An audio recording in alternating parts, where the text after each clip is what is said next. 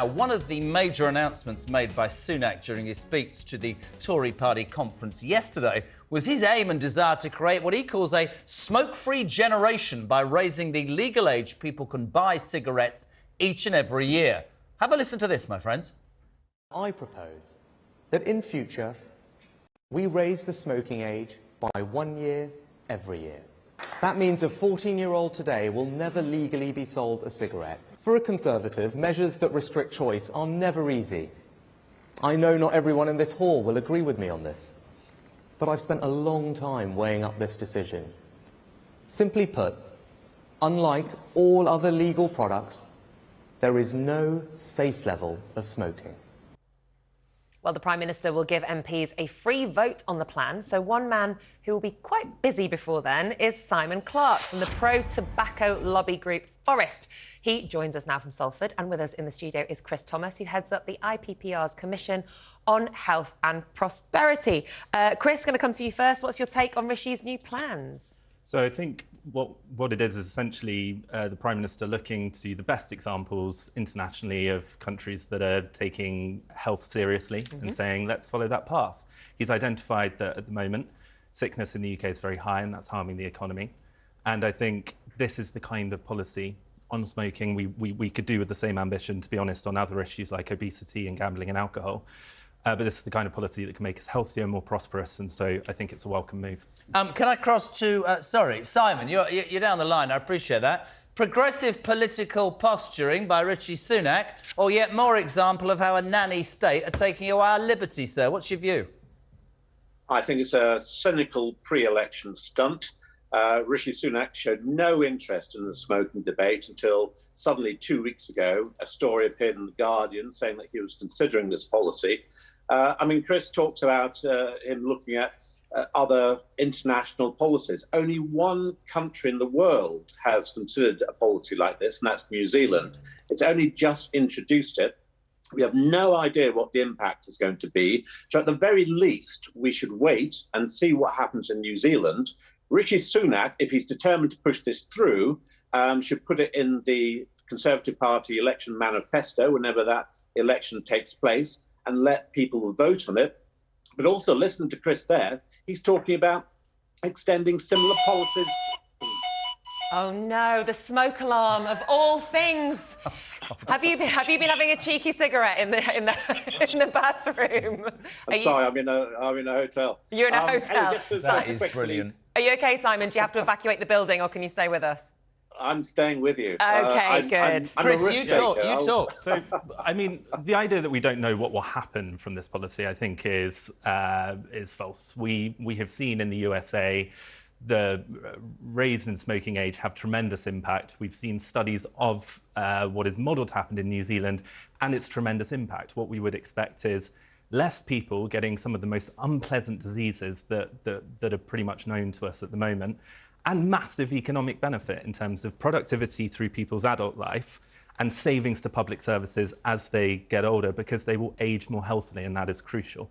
So I think we do know what will happen, and it's pretty positive. Simon?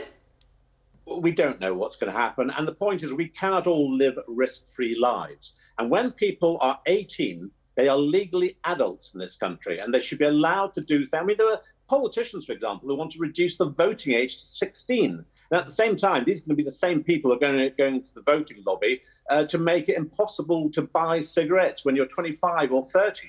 We're going to have the ludicrous situation in a decade's time where a 29-year-old won't be able to legally buy cigarettes, but a 30-year-old will. That's absolute nonsense. Fraser Nelson, the editor of The Spectator, has two boys, currently teenagers. He pointed out that his 13-year-old, when he's an adult, won't be allowed to legally buy cigarettes, but his current 15-year-old, when he's an adult, will be allowed to buy cigarettes. Ludicrous. This is going to drive people to the black market. The only people who will benefit from this are going to be the criminal gangs, the black marketeers. They'll be happy to sell cigarettes to children. Sorry, Simon, you don't win when you prohibit anything. That's nonsense. There won't be a black market because there are substitution products that are on the market that facilitate this ban.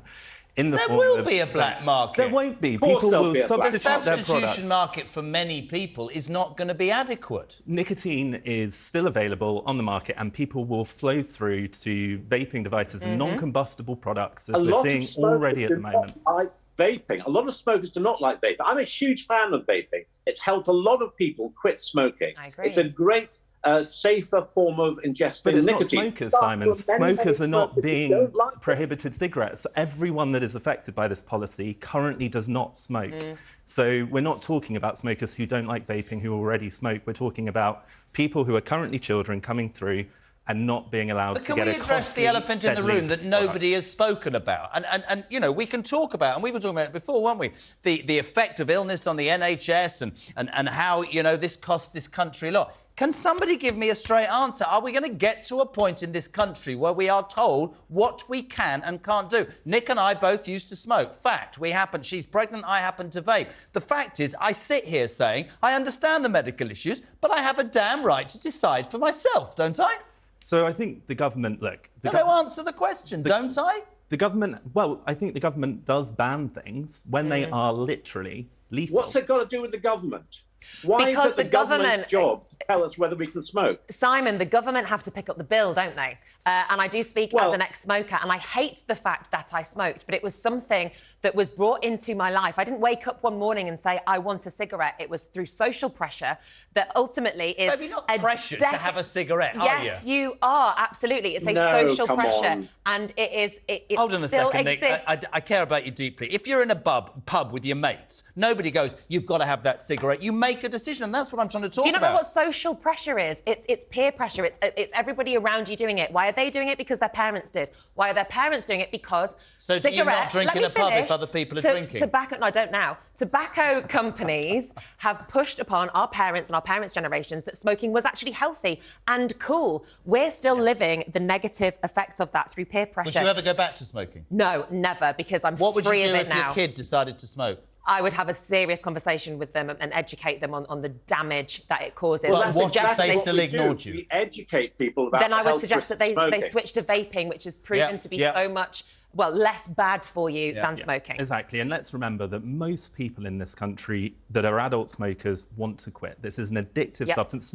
It's the only product pretty much on the market that kills you if it's used as intended. Would it be fair to say, and we've had so many comments this morning, and both of you, I really appreciate you being here. We talked this morning about actually, you can say vaping's great, and listen, there you go. Fact, right. But do we know, any of us, absolutely the truth about every single vape? They're packaged, they're lovely colours. There's many people who say that they are addicted, that they are packaged in the wrong way, and they need to be more regulated. But I bring it back. At what point am I then going to be told I can't have a beer in a pub by the government? At what point am I then going to be told I can't park in a certain position by the government? There will be people in this country during this debate who watch this and go, this is turning into a nanny state. This is absolutely turning into a nanny state. Wouldn't you agree?